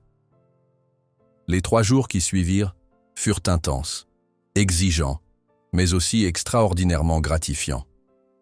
Céleste arrivait au haras dès l'aube et n'en repartait qu'à la nuit tombée, consacrant chaque minute à Tempête et à leur objectif commun. Le premier jour, elle demanda à Marcel de rester près de l'enclos pendant qu'elle travaillait avec les talons. Au début, Tempête était nerveux, méfiant envers cette présence masculine qui l'associait peut-être à de mauvais souvenirs. Mais peu à peu, voyant que Céleste faisait confiance au vieil homme, il commença à se détendre. Vers la fin de la journée, Marcel put même entrer dans l'enclos, se tenant à distance respectueuse, mais participant désormais à cette danse de confiance qui se tissait entre eux. « C'est un bon début », dit-il alors qu'ils rangèrent le matériel ce soir-là. Mais Dufresne et sa fille sont des inconnus pour lui, et ils n'auront pas notre patience. Céleste le savait. C'est pourquoi, le 2e jour, elle mit en place la phase suivante de son plan. Elle avait demandé à Catherine de venir au haras, accompagnée de 2 adolescents du village qu'elle connaissait bien, Thomas et Lucie, des élèves de sa tante qui s'intéressaient aux chevaux. L'arrivée de ces nouveaux visages provoqua d'abord une réaction de stress chez Tempête. Il s'agita dans l'enclos, hennissant nerveusement, les oreilles couchées en arrière. Mais Céleste resta à ses côtés, calme et rassurante, lui montrant par sa propre attitude que ces étrangers ne représentaient pas une menace. Progressivement, elle fit entrer Catherine dans l'enclos, puis les adolescents, un par un, leur montrant comment s'approcher de Tempête, comment lui parler par des gestes doux et mesurés plutôt que par des mots qui pouvaient l'effrayer. « C'est incroyable », murmura Lucie après avoir réussi à caresser le museau de l'étalon. « On dirait qu'il lit dans nos pensées. »« Pas nos pensées », corrigea Catherine avec un sourire. « Nos intentions. Les chevaux sont extrêmement sensibles au langage corporel, aux émotions que nous dégageons. » C'était exactement ce que Céleste essayait de leur enseigner. Et à sa grande satisfaction, Tempête répondait au-delà de ses espérances, acceptant ces nouvelles présences avec une curiosité prudente qui remplaçait peu à peu la peur. Le soir du 2e jour, Marcel et Catherine observaient Céleste travailler avec Tempête, l'admiration évidente sur leur visage. « Elle a un don », dit le vieil homme. « Je n'ai jamais rien vu de pareil. » Catherine acquiesça, émue. « Jean aurait été si fier d'elle », murmura-t-elle, pensant au père de Céleste, ce cavalier passionné dont la fille avait hérité, sans le savoir, le talent et la sensibilité. Le 3e jour arriva trop vite, portant avec lui l'angoisse de l'échéance.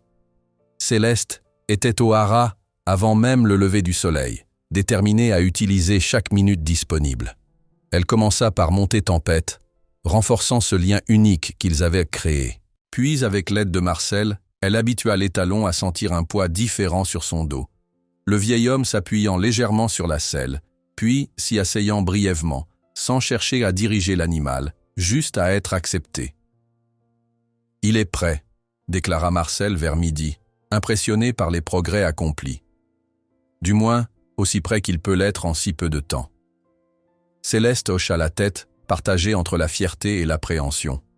Tempête avait fait des pas de géant, dépassant toutes les attentes. Mais serait-ce suffisant face à l'impatience de Mercier et aux exigences des Dufresne? La réponse vint plus tôt que prévu. Vers 14 heures, les deux voitures désormais familières s'engagèrent dans l'allée du haras. Céleste, qui brossait Tempête dans l'enclos, sentit l'étalon se raidir sous ses mains. « Tout va bien », murmura-t-elle dans sa tête, sachant que même sans entendre sa voix, Tempête percevrait son intention à travers son toucher, sa posture, son énergie. Marcel alla accueillir les visiteurs, tandis que Catherine, qui avait tenu à être présente pour ce moment crucial, restait en retrait, prête à intervenir si nécessaire. « Ah, notre petit prodige est déjà au travail », lança Mercier en s'approchant de l'enclos, suivi de près par Dufresne et Élise. « J'espère que vous avez des résultats à nous montrer. » Céleste respira profondément, cherchant à projeter un calme qu'elle était loin de ressentir. Elle fit un signe à Marcel qui s'avança. « Tempête a fait d'immenses progrès », expliqua le vieil homme. « Il accepte maintenant la présence de différentes personnes dans son espace et même un cavalier sur son dos, à condition que l'approche soit respectueuse. » « Des mots », balaya Mercier avec impatience. « Je veux des preuves concrètes. » Céleste sortit son carnet et écrivit rapidement. Marcel lut à haute voix. « Laissez-moi vous montrer, mais promettez de respecter le rythme de Tempête. » Dufresne hocha la tête, semblant comprendre l'importance de cette demande. Même Élise paraissait moins arrogante que lors de leur première rencontre, observant avec une curiosité professionnelle la complicité évidente entre la jeune fille et l'étalon. « Très bien, » concéda Mercier. « Montrez-nous ce miracle. » Céleste commença par une démonstration simple. Elle fit travailler Tempête à la longe, lui faisant exécuter diverses figures, montrant sa docilité, son attention, sa volonté de coopérer. Puis, avec une grâce naturelle, elle monta sur son dos et fit le tour de l'enclos au pas, puis au trot, l'étalon répondant à ses indications les plus subtiles comme s'il ne formait qu'un seul être. Même Mercier semblait impressionné. « Certes, c'est remarquable, » admit-il. « Mais la vraie question demeure. Acceptera-t-il quelqu'un d'autre ?» Le moment de vérité était arrivé. Céleste descendit de Tempête et fit signe à Marcel d'approcher. Le vieil homme entra dans l'enclos et, suivant les instructions silencieuses de la jeune fille, s'approcha lentement de l'étalon. Tempête était tendue mais pas paniquée. Il observait Marcel avec méfiance, mais aussi avec une forme de curiosité nouvelle. Quand le vieil homme tendit la main pour le caresser, il ne recula pas. « Bon début », commenta Dufresne. « Mais j'aimerais voir ma fille l'approcher. » Céleste acquiesça, bien que son cœur battait à se rompre. C'était l'épreuve ultime. Elle fit signe à Élise d'entrer, lui indiquant par geste comment se comporter. Mouvement lent, voix basse, attention constante aux réactions de l'animal. À la surprise générale, Élise suivit ses instructions à la lettre, abandonnant son arrogance habituelle pour une humilité respectueuse face à ce cheval qui avait tant impressionné son père. Tempête était clairement nerveux, mais il resta en place, acceptant la présence de cet inconnu dans son espace. Quand Élise tendit la main pour le toucher, il tressaillit mais ne s'enfuit pas, ne chercha pas à mordre ou à ruer. « C'est extraordinaire », murmura Dufresne. Mercier souriait, déjà calculant mentalement le profit qu'il allait tirer de cette vente. « Alors, marché conclu ?»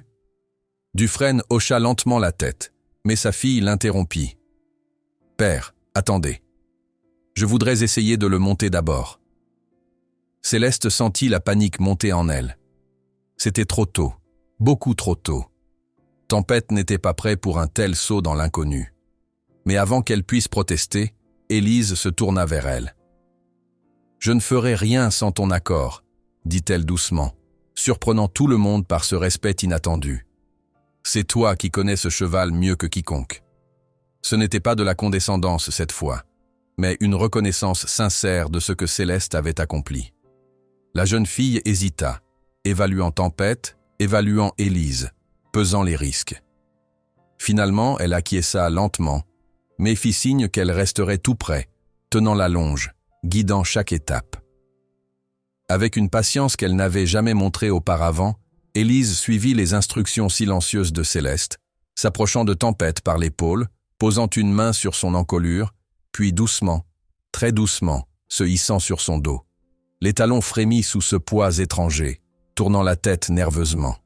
Mais Céleste était là, le rassurant par sa présence, par ses caresses, par cette communication mystérieuse qu'ils avaient développée. Et Tempête accepta.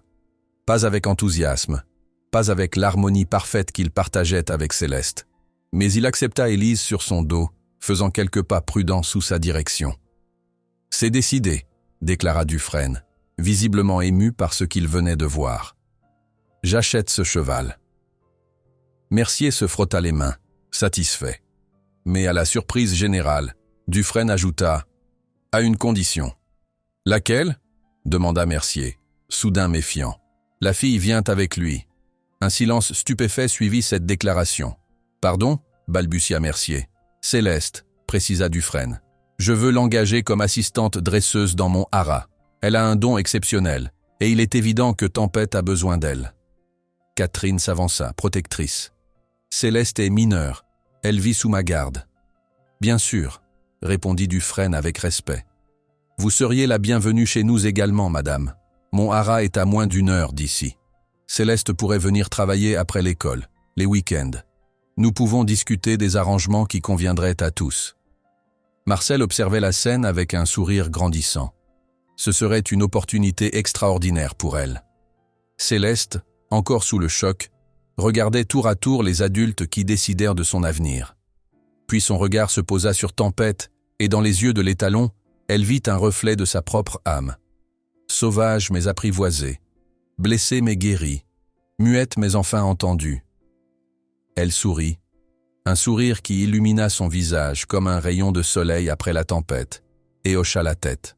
« Alors c'est réglé », conclut Dufresne en tendant la main à Mercier. « Vous avez un accord. » Plus tard ce soir-là, alors que le soleil se couchait sur le haras, Céleste se tenait devant l'enclos de Tempête, sachant que bientôt, il partirait pour sa nouvelle maison et qu'elle le suivrait dans cette aventure. « Tu as accompli un miracle », dit Catherine en rejoignant sa nièce. « Tu as sauvé ce cheval, et d'une certaine façon, il t'a sauvé aussi. » Céleste acquiesça, émue. Puis, à la stupéfaction de sa tante, elle ouvrit la bouche et un son en sortit, rauque, hésitant, à peine audible mais bien réel.